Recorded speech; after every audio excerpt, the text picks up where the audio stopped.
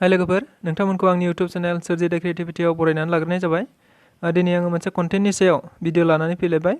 बे कन्टेन्टआनो जाबाय जोबोद इम्पोर्टेन्ट 2020 मायथाइनि जानाखि टकिअ जापानाव जानाय टकिअ अलिम्पिक बेयाव भारतनिफ्राय जों बयबो मिथिगौ गासै मोन 7टा मेडेल देरहानो हादोंमोन आरो बे मोन 7 मेडेला मा मेडेल सोर मा खेला गेलेनानै मोननो हादोंमोन बेनि सोमोन्दै सावरायगोन आरो भारतआव देग्लाय जों नुनो मोनदों भारतआव टकिअ अलिम्पिकखौ गोबांथार इम्पोर्टेन्ट होनाय जादों एबा गोनांथि होनाय जादों। बेखौ नोजोर होयोब्ला जों मिन्थिनो हायो फैबाय थानाय एग्जामाव भारतजों खुंजानाय बा गुबुन रायजोफोराव खुंजानो गोनां जानाखि साख्रिनि इन्टारभिउ एग्जामफोराव बे टकिअ अलिम्पिकनिफ्राय गोबांथार कुइसन जागोनखौ जोङो हमनानै लानो हायो। बेनिखायनो आङो बे भिडिअखौ लानानै फैनाय जादों। बेयाव आङो कुइसन हिसाबै सावरायनाय नङा। आं बेयाव मेडेल देरहागिरि साफ्रोमबो बिथांमोननि सोमोन्दै आङो थख'यै साफायै सावरायगोन। बेनिखायनो नोंथांमोनहा बे जानाखि टकिअ अलिम्पिक बे टकिअ अलिम्पिकनिफ्राय जानाखि कुइसन फैयो बे कुइसनफोरखौ नोंथांमोनहा गोरलैयैनो एन्सार खालामनो हागोन होननानै फोथायनो हायो। बेनिखायनो नोंथाङा आंनि भिडिअखौ सिगांनिफ्राय जोबजासिम नायलांगोन होननानै आसा खालामनाय थाबाय। आरो जुदि नोंथाङा मोजां मोनोब्ला लाइक खालाम, शेयार खालाम आरो माबाफोर सोंनांगौ एबा साजेसन दङब्ला जाहाथे कमेन्ट बक्सआव कमेन्ट खालामनानै फोरमायहरो। आरो जुदि नोंथाङा आंनि YouTube चेनेलाव गोदानब्ला जाहाथे साबस्क्राइब खालामनानै लायो आरो बेल आइकनखौ थुनानै होयो। मानोना बेल आइकनखौ थुनाय लोगो लोगो आं जेब्लानो गोदान भिडिअ हगारगोन अब्लानो नोंथांनि खाथियाव नटिफिकेसन हाबहैगोन। बेनिखायनो साबस्क्राइब खालामनानै लानो थाखाय खावलायनाय जाबाय। बिदिब्ला जोङो भिडिअ फारसे आवगायनोसै।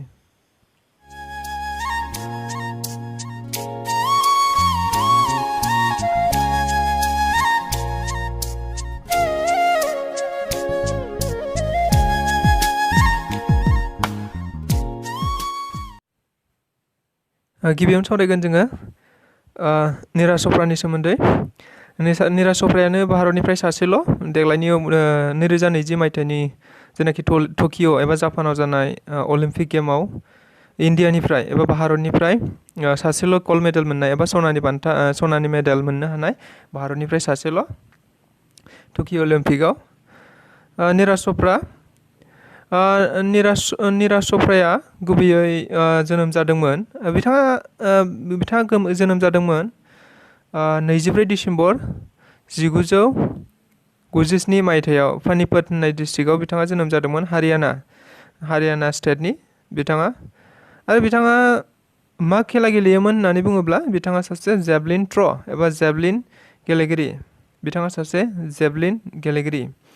बिथांनि बिमा बिफानि मुं बुङोब्ला बिथांनि बिमाया जाहैबाय सरोज देवी आरो बिफानि मुङा सतीश कुमार।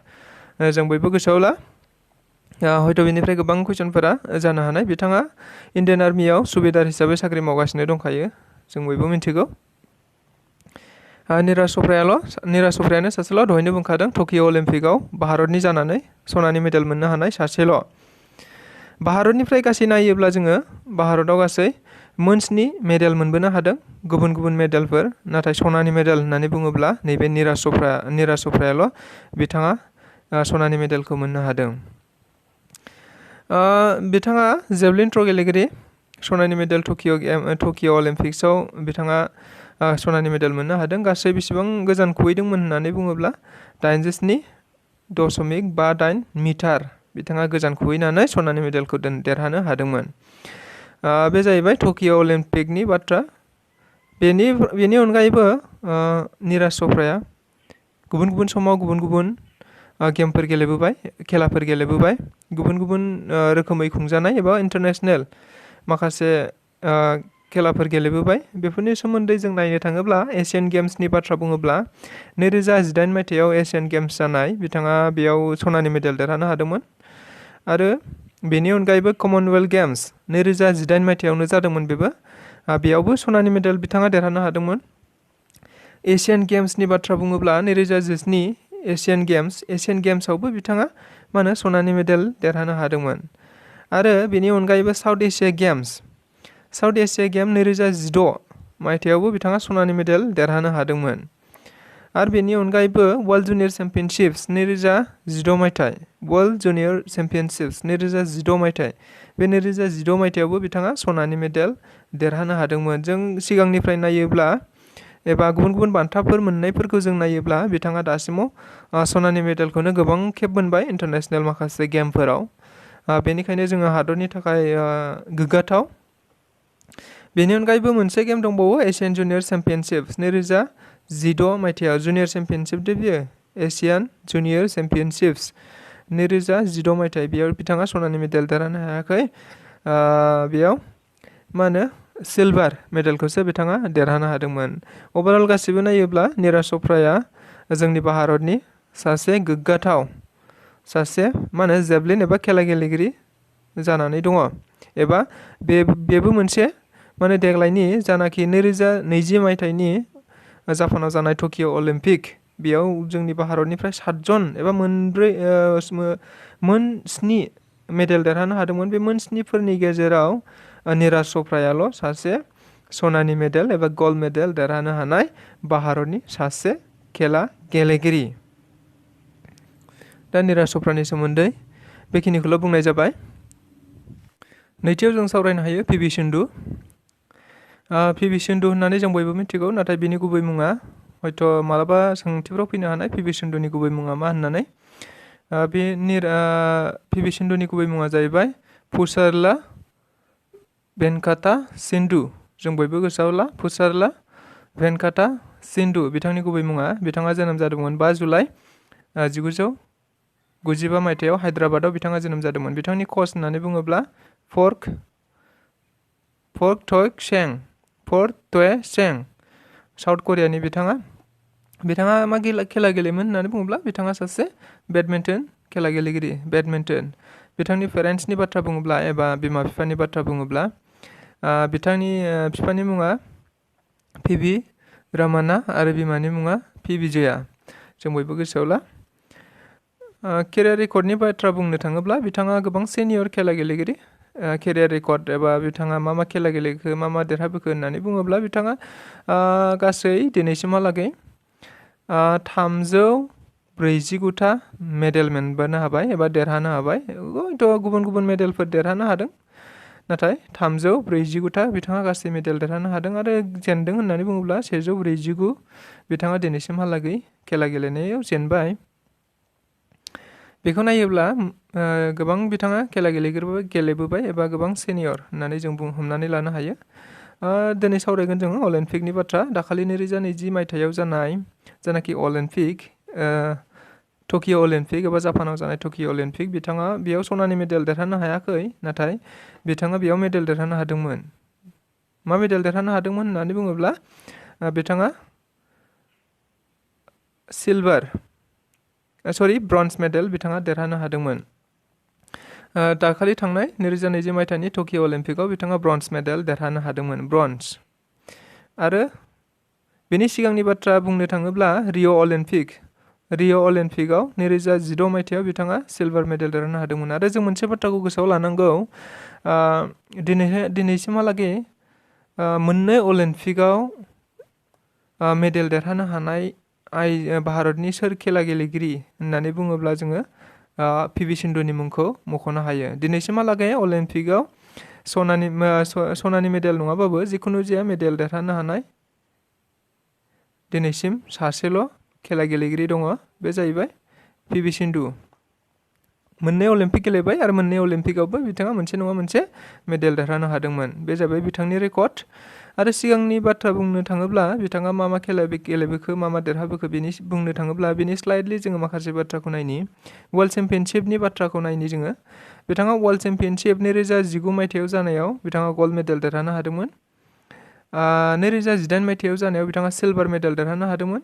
2017 मायथाइयाव जानायाव बिथाङा सिलभार मेडेल देरहानो हादोंमोन। 2014 मायथाइयाव जानायाव बिथाङा ब्रन्ज मेडेल देरहानो हादोंमोन। 2013 मायथाइयाव जानाय जानाखि वर्ल्ड चेम्पियनशिप बिथाङा ब्रन्ज मेडेल देरहानो हादोंमोन। बेखौ नायोब्ला वर्ल्ड चेम्पियनशिपआवबो गोबांबार बिथाङा मेडेल देरहानो हाबाय। न' डाउट गल्ड मेडेलखौ बिथाङा खम मोनदों, नाथायबा गोबां मेडेलफोरखौ बियो मोनबोबाय थादों। एशियान गेम्सनि बाथ्रा नायनो थाङोब्ला जोङो 2018 मायथाइयाव बिथाङा सिलभार मेडेल देरहानो हादोंमोन आरो 2014 मायथाइनि बाथ्रा नायोब्ला बिथाङा ब्रन्ज मेडेल देरहानो हादोंमोन। थिग बेबायदिनो एशियान गेम्सआवबो बिथाङा दिनैसिमहालागै मोननै मेडेल देरहानानै दङ। कमनवेल्थ गेम्सनि बाथ्रा बुंनो थाङोब्ला दिनैसिमहालागै बिथाङा गल्ड मेडेल मोननो हादोंमोन 2018 मायथाइयाव। बियो मिक्स डाबल दे, मिक्स गेलेनायाव बियो सिंगल नङा, मिक्स गेलेनायाव बिथाङा गल्ड मेडेल देरहानो हादोंमोन। 2018 मायथाइनि सिंगल जायनाखि कमनवेल्थ गेम्स सिंगल गेलेनायाव हारसिङै गेलेनायाव बिथाङा सिलभार मेडेल देरहानो हादोंमोन। 2014 मायथाइयाव ब्रन्ज मेडेल देरहानो हादोंमोन। बे जाबाय कमनवेल्थ गेम्सनि। साउथ एशियान गेम्सनि बाथ्रा बुंनो थाङोब्ला 2016 मायथाइयाव बिथाङा सनानि मेडेल देरहानो हादोंमोन। साउथ एशियान गेम्सआव सनानि मेडेल देरहानो हादोंमोन 2016 मायथाइयाव। कमनवेल्थ गेम्स 2011 मायथाइनि बाथ्रा बुंनो थाङोब्ला बिथाङा सनानि मेडेल देरहादोंमोन। कमनवेल्थ गेम्स 2011 मायथाइनि बाथ्रा बियो। आरो बेनिफ्राय एशियान जुनियर चेम्पियनशिपनि बाथ्रा बुंनो थाङोब्ला एबा बे खेलाखौ नायनो थाङोब्ला 2012 मायथाइयाव बिथाङा सनानि मेडेल देरहानो हादोंमोन आरो 2011 मायथाइयाव बिथाङा सनानि मेडेल देरहानो हादोंमोन। 2011 मायथाइयावबो बिथाङा ब्रन्ज मेडेलखौनो देरहानो हादोंमोन। बेनि अनगायैबो गोबां टाइटेल माखासे खेलाफोर दङ। बेबायदि गोबां टाइटेलफोर बिथाङा मोनबाय। बेखौ जोङो हयथ' बे भिडिअ'आव सावरायनाय जानाय नंला, मानोना भिडिअ'आव सावरायोब्ला गोबां गोलाव जागोन भिडिअ'आ। बेनिखायनो आं माखासे बेयाव इन्टारनेसनेल खेलाफोरनि बाथ्राखौल' बुंनाय जाबाय। बिथाङा बबे समाव मा मेडेल मोनदोंमोन, मा खेलायाव मा मायथाइयाव गेलेनानै मा मेडेल मोनदोंमोन, बिथाङा बे बाथ्राखौल' आङो स्लाइडलि एसे सावरायनाय जाबाय। बेनि अनगायैबो गोबां टाइटेलारि माखासे नेसनेल बेबायदि खेलाफोरा गोबां गेलेनानै बिथाङा गोबां मेडेलफोर मोननो हानाय दङ। दहायनो बुंखादों बिथाङा गावनि केरियाराव 349 बार देरहानो हाबाय।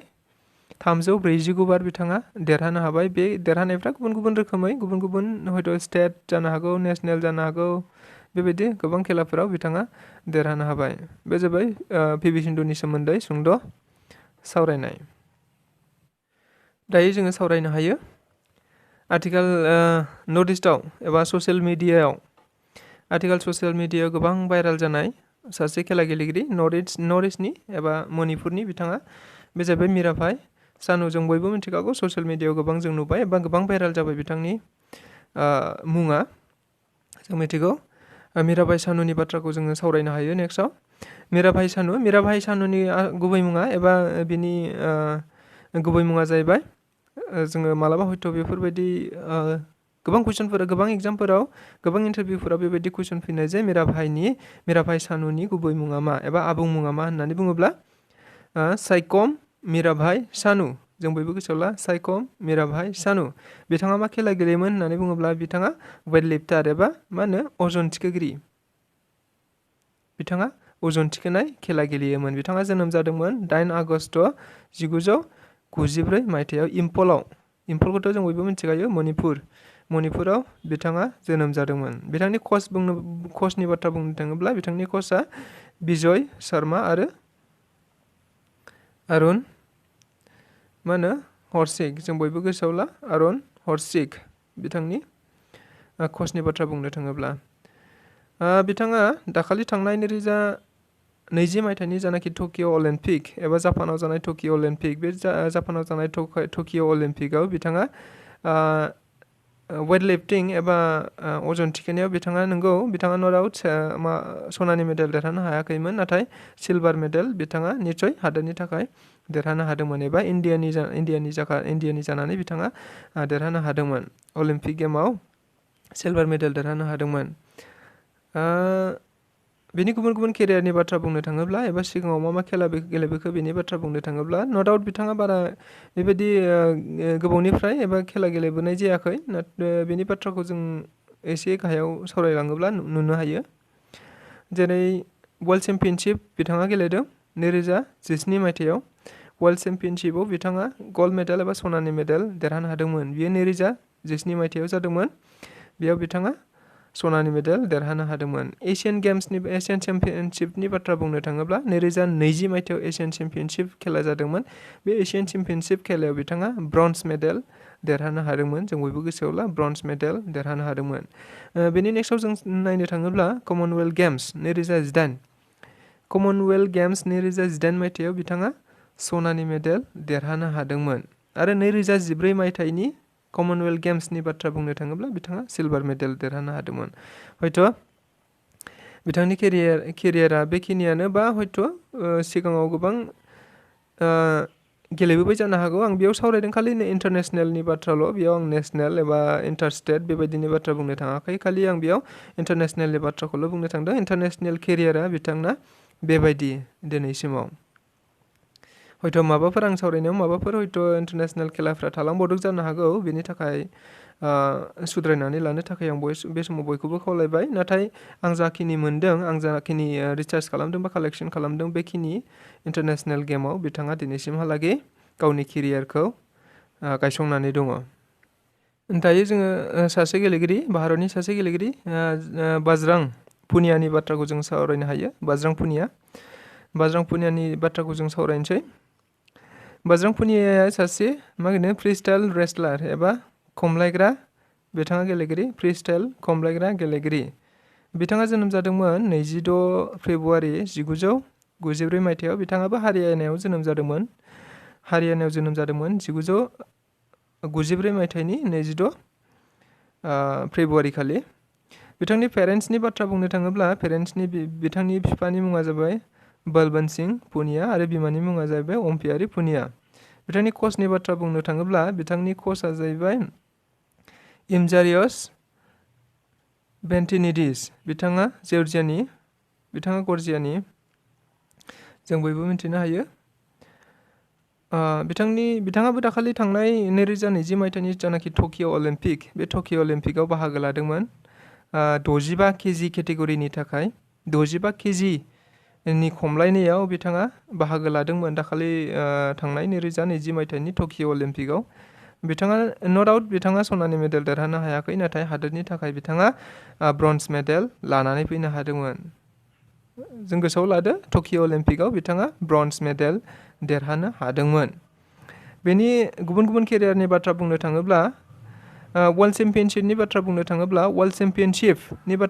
थाङोब्ला 2019 मायथाइयाव बिथाङा ब्रन्ज मेडेल देरहानो हादोंमोन 2018 मायथाइयाव बिथाङा सिलभार मेडेल देरहानो हादोंमोन 2013 मायथाइयाव बिथाङा ब्रन्ज मेडेल देरहानो हादोंमोन बे जाहैबाय वर्ल्ड चेम्पियनशिपनि बिथांनि केरियार आरो बेनिफ्राय एशियान गेम्सनि बाथ्रा बुंनो थाङोब्ला 2018 मायथाइयाव बिथाङा सनानि मेडेल देरहानो हादोंमोन 2014 मायथाइयाव बिथाङा सिलभार मेडेल देरहानो हादोंमोन बे जाहैबाय एशियान गेम्सनि बिथांनि केरियार कमनवेल्थ गेम्सनि बाथ्रा बुंनो थाङोब्ला 2018 मायथाइयाव बिथाङा सनानि मेडेल देरहानो हादोंमन 2014 मायथाइयाव बिथाङा सिलभार मेडेल देरहानो हादोंमोन बे जाहैबाय कमनवेल्थ गेम्स एशियान चेम्पियनशिप्सआव आलदा एशियान गेम्स आरो एशियान चेम्पियनशिप्सआ आलदा मोननैबो इन्टारनेसनेल खेला एशियान चेम्पियनशिपआव बिथाङा मा होनदों 2021 मायथाइयाव बिथाङा सिलभार मेडेल देरहानो हादोंमोन 2020 मायथाइयाव सिलभार मेडेल देरहानो हादोंमोन 2019 मायथाइयाव गल्ड मेडेल देरहानो हादोंमोन 2018 मायथाइयाव ब्रन्ज मेडेल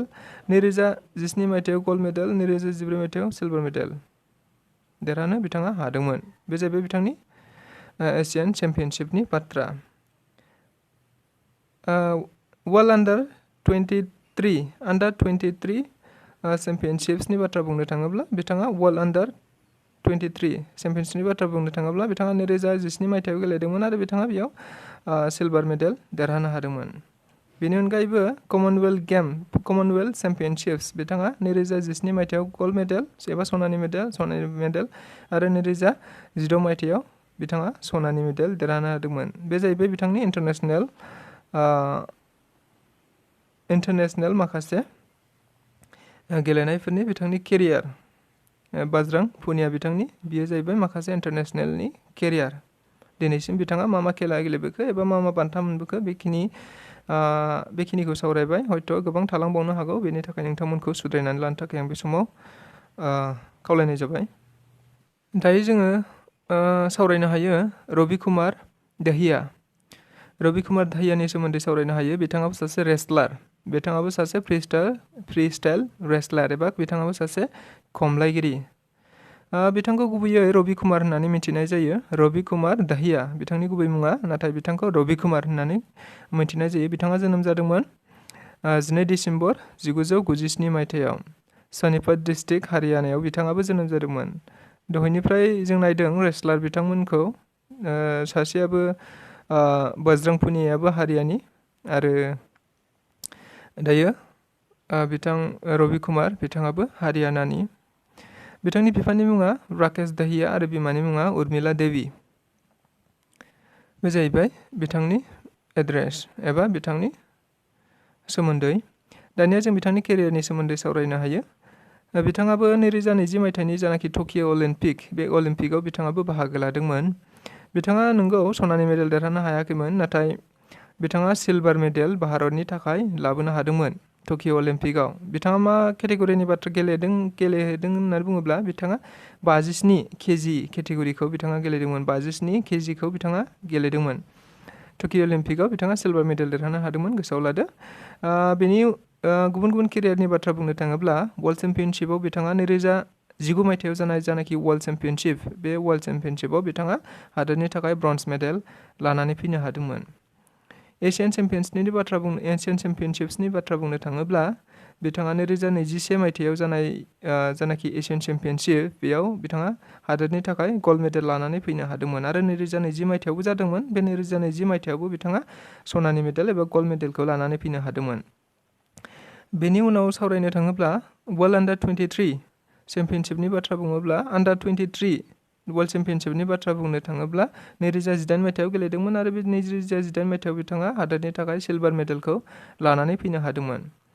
बेनि अनगायैबो जुनियर वर्ल्ड चेम्पियनशिपआव बिथाङाबो बाहागो लादोंमोन। बे जुनियर वर्ल्ड चेम्पियनशिपआव बिथाङा 2015 मायथाइयाव बाहागो लानायाव बिथाङा सिलभार मेडेलखौ देरहानो हादोंमोन। दासिमाव बेखिनियानो बिथांनि जानाखि केरियार एबा खेला गेलेनायनि जानाखि केरियार, बे केरियारा हयथ' आंनि नोजोराव बेखिनियानो, एबा आङो बेखिनिखौनो कालेक्सन खालामनानै मोननो हादों दिनैसिमाव। दायो जों सावरायनो हायो लाभलिना बरगहाय। जों बयबो मिथिगौ, आसामनि साफ्रोमबो मानसियानो, हयथ' भारतनि साफ्रोमबो मानसियानो मिथिगौ लाभलिना बरगहाया सोर। लाभलिना बरगहाया जाबाय आसामनि सासे बक्सार एबा बक्सिं गेलेगिरि एबा सौलायनाय गेलेगिरि। बिथाङा जोनोम जादोंमोन 2 अक्ट'बर 1997 मायथाइयाव गलाघाट डिस्ट्रिक्टआव आसामाव जोनोम जादोंमोन। बिथाङा गलाघाट डिस्ट्रिक्टआव आसामाव जोनोम जादोंमोन। जों बयबो गोसोआव ला। बिथांनि बिमा बिफानि बाथ्रा बुंनो थाङोब्ला बिथांनि बिफानि मुङा टिकेन बरगहाय आरो बिमानि मुङा मामनि बरगहाय। जों बयबो गोसोआव लादो। बिथाङाबो थांनाय 2020 मायथाइनि जानाखि टकिअ अलिम्पिक, बे टकिअ अलिम्पिकआव बिथाङाबो बाहागो लादोंमोन, नाथाय बिथाङा सनानि मेडेल देरहानो हायाखैमोन बे टकिअ अलिम्पिकआव। नाथायबा बिथाङा हादोरनि थाखाय ब्रन्ज मेडेल लानानै फैनो हादोंमोन। हादोरनि थाखाय ब्रन्ज मेडेल लानानै फैनो हादोंमोन। जों गोसोआव लादो। लाभलिना बरगहाया, हयथ' कुइसन जानो हानाय, लाभलिना बरगहाया एशियान गेम्स टकिअ अलिम्पिकआव मा मेडेल देरहानो हादोंमोन होननानै फैनो हानाय। जों बेबायदि बुङोब्ला लाभलिना बरगहाया टकिअ अलिम्पिकआव ब्रन्ज मेडेल देरहानो हादोंमोन हादोरनि जानानै। जों बयबो गोसोआव लादो। बे जाहैबाय बिथांनि अलिम्पिक केरियार। बेनि गुबुन गुबुन इन्टारनेसनेल खेला गेलेनायफोरनि सोमोन्दै सावरायनो थाङोब्ला वर्ल्ड चेम्पियनशिप बिथाङा गेलेदों। 2019 मायथाइयावबो गेलेदों, 2018 मायथाइयावबो गेलेदों। दा 2019 मायथाइयाव बिथाङा ब्रन्ज मेडेल देरहानो हादोंमोन, आरो 2018 मायथाइयाव बिथाङा ब्रन्ज मेडेलखौनो देरहानो हादोंमोन। बे जाहैबाय वर्ल्ड चेम्पियनशिप। आरो बेनि अनगायैबो मोनसे खेला गेलेबावदों बिथाङा, एशियान चेम्पियनशिप्स। एशियान चेम्पियनशिप्सआव 2021 मायथाइयाव बिथाङा बाहागो लादोंमोन, बेयाव ब्रन्ज मेडेल देरहानो हादों। आरो 2019 मायथाइयावबो बाहागो लादोंमोन। बे 2019 मायथाइयावबो बिथाङा ब्रन्ज मेडेल देरहानो हादोंमोन भारतनि जानानै। दा आंनि कालेक्सना बेखिनियानो। बिथाङा दिनैसिमहालागै अलिम्पिक, वर्ल्ड चेम्पियनशिप आरो एशियान गेम्स बेबायदि इन्टारनेसनेल खेलाफोर गेलेनो हाबाय। बेनि अनगायैबो माखासे इन्टार स्टेट बा इन्टार डिस्ट्रिक्ट बा नेसनेल गेम बेबायदि हयथ' गोबां खेला गेलेदों जानो हागौ। नाथाय बे माखासे बाथ्राफोरखौ आं बेयाव होनाय जायासै। खालि आं इन्टारनेसनेलनि बाथ्राखौल' बेयाव दिखांनानै होनाय जादों। बे जाहैबाय दासिमाव बिथांनि केरियार, खेला गेलेनायनि बिथांनि केरियार। जों दायो सावरायनो हायो Indian men's hockey team. Indian men's hockey टीमखौ आं मानो बेयाव लाबोदों होननानै बुङोब्ला सिगाङावनो बुंखादों, माने भारतनिफ्राय दाखालि थांनाय 2020 मायथाइनि जेनाखि टकिअ अलिम्पिक बे टकिअ अलिम्पिकआव मोन 7टा मेडेल देरहाबोनो हादोंमोन भारतनिफ्राय। बेनि गेजेराव मोनसे इन्डियान मेन्स हकि टीम एबा भारतनि हौवाफोरनि हकि गेलेनाय हकि हान्जायाबो बेयाव मेडेल देरहाबोनो हादोंमोन टकिअ अलिम्पिकआव। बेनिखायनो आङो बेयाव भारतनि हौवाफोरनि जानाखि हकि हान्जा बेखौबो बेयाव सोफानानै होनाय जादों। भारतनि मेन्स हकि टीमनि जानाखि कच एबा फोरोंगिरि होननानै बुंनो थाङोब्ला जोङो ग्राहाम रेडखौ जों बुंनो हायो। बिथाङा अस्ट्रेलियानि। ग्राहाम रेडआ जाहैबाय दानि भारतनि मेन्स एबा हौवाफोरनि हकि टीमनि जानाखि कच एबा फोरोंगिरि।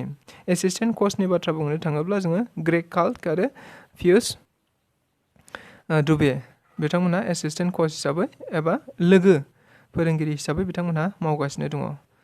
दानि जेनाखि भारतनि हौवाफोरनि हकि हान्जानि केप्टेन होननानै बुंनो थाङोब्ला मनप्रीत सिं जों बयबो गोसोआव ला मनप्रीत सिं बिथाङानो भारतनि हौवाफोरनि हकि हान्जानि केप्टेन महरै आथिखालाव सामलायनानै दङ।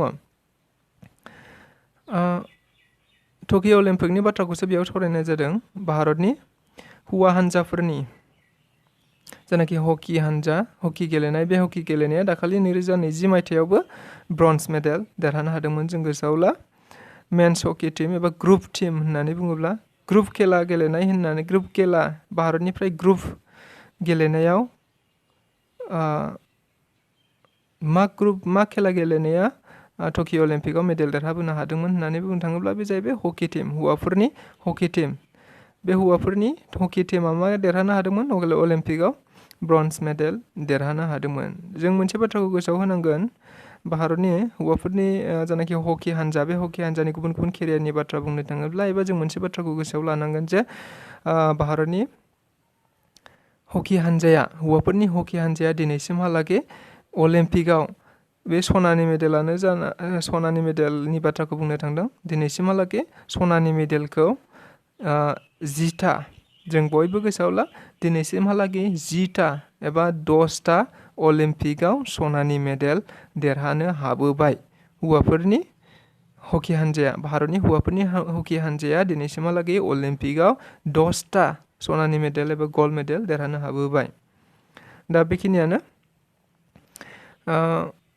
बेनि अनगायैबो हौवाफोरनि हकि हान्जाया गोबां गुबुन गुबुन खेला गेलेनानै गुबुन गुबुन बिथिङाव गुबुन गुबुन खेलाफोराव गुबुन गुबुन चेम्पियनशिपफ्राव गुबुन गुबुन बादायनायफ्राव बिथांमोनहा गोबां गुबुन गुबुन रोखोमै मेडेलफोर देरहाबोनो हाबाय टाइटेलफोर देरहाबोनो हाबाय। बेनि सोमोन्दै आं बेयाव सावरायनो थांलिया मानोना भिडिअआ गोबाव जागोन।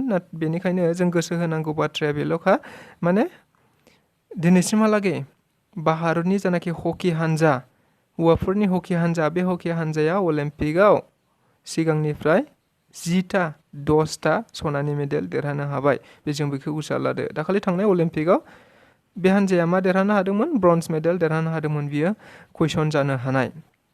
बेनिखायनो जों बेखिनिखौ गोसोआव लादो एबा मिन्थिनानै लादो आरो गोनांथि जायोब्ला हयथ'बा नोंथांमोनहा आंनि भिडिअखौ स्क्रिनशट खालामनानै लानो हागोन आरो नायनानै बिथांमोनहा नट खालामनानै लानो हागोन।